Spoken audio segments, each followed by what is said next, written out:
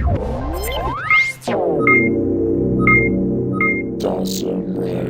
YouTube, Dawson Rider here with a review of Super Sentai, Sentai Heroes series 1 through 5 for Jyuden Sentai Kyoryuger. So, if you don't know, these are a line of just really non-posable sort of statue-esque vinyl figures that we get every year for Sentai and Rider. So anyhow, we'll just go ahead and take a quick look at them. There's really not too much to say. I'm just going to go left to right because that's how I feel like doing it. So we'll start with Kyoryuger Black. These are all kind of pushed up against the wall because some of them have standing problems.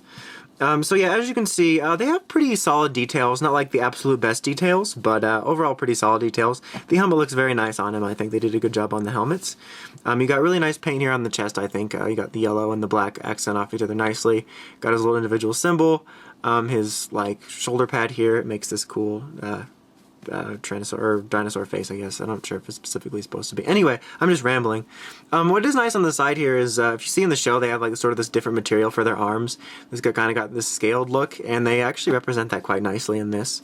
The rest of it's pretty basic. You just got his black color, his white boots, black boots. The back really is nothing to say of. You got these little designs here, but they represent it pretty well. As I said, there's no articulation to speak of. His arms can move all the way around. It is a bit hindered by this shoulder pad here, but this one does it just fine.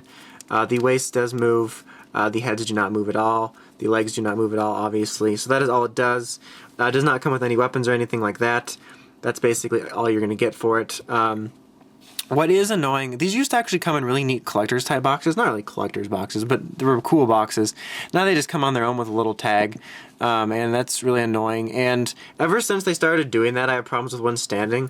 Like, if you can see this guy, his head's a little crooked, so he cannot stand, and his feet are kind of warped, so I have a little bit of problems with black, but in this set, blue and green are the ones that never stay up. But same articulation as before, but the details, like I said, are all fine on this. The helmet does look nice on him, even if his head is a little bit tilted to the side.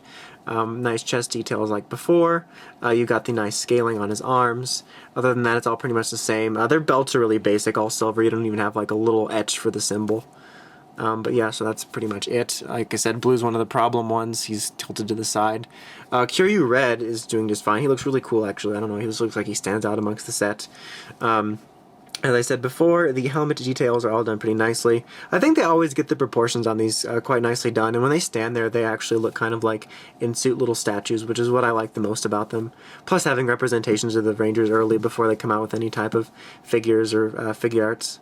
But so yeah, same chest details, same scales, just an overall nice little statue figure.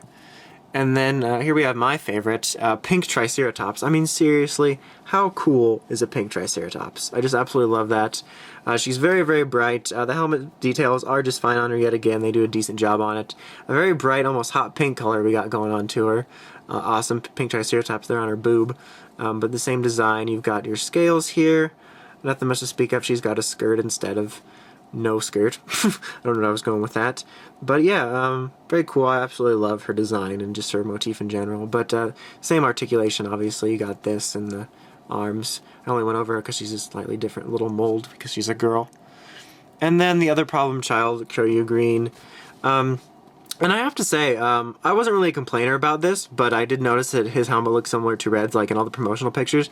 But they do a good job of distinguishing him after seeing it in the show. Because, you know, he's based off a raptor, he's a Tyrannosaurus. Anyway,